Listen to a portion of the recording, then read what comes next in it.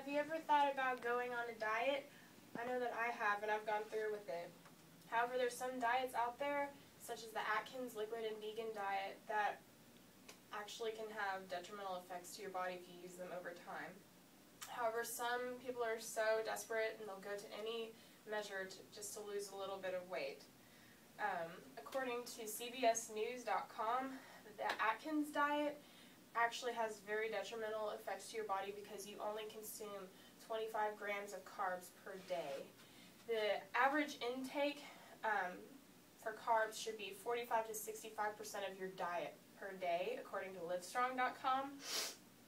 So not getting the adequate amount of carbs per day can actually increase your risk of heart disease and cancer.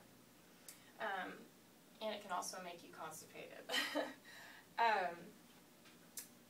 Another adverse effect of this diet is it doesn't have a preset limit on calorie intake, so you're actually allowed to eat as much protein as you want without a specific calorie limit.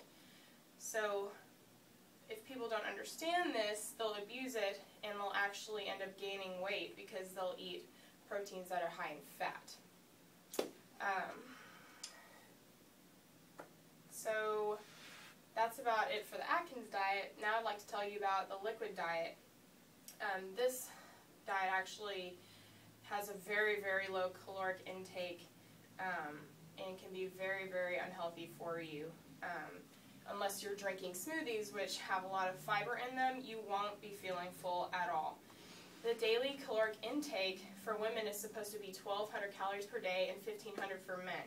So take it from me, because I did the 1,000-calorie diet. I always looked pale. I always felt sick. I didn't feel healthy. Yes, I lost weight, but just like the liquid diet, you will gain this weight back as soon as you eat a normal meal. So that's kind of an adverse effect with the liquid diet. Lastly, I would like to talk about the vegan diet, which is perhaps the most controversial of the diets in my opinion. This involves not eating anything dairy or meat. I could not do this personally. This also increases your risk of cancer, constipation, and you can also have a calcium deficiency, which is very common. If you have a calcium deficiency, you are likely to have a vitamin D deficiency as well, because vitamin D aids in the absorption of calcium in your body. So with the lack of calcium, it actually can make you more prone to breaking your bones or getting any fractures, or can lead to osteoporosis as well.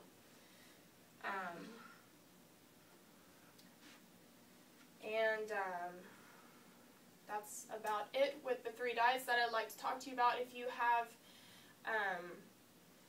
any questions, you can consult the Livestrong.com or the CBSNews.com article that I found. And before you consider dieting, just be knowledgeable of what you're getting yourself into. Make sure that you know that you're getting the adequate amount of calories and fat and carbohydrates. A well-balanced food group is always key. Would you rather look skinny and be unhealthy, or be skinny and be healthy? Weigh your options.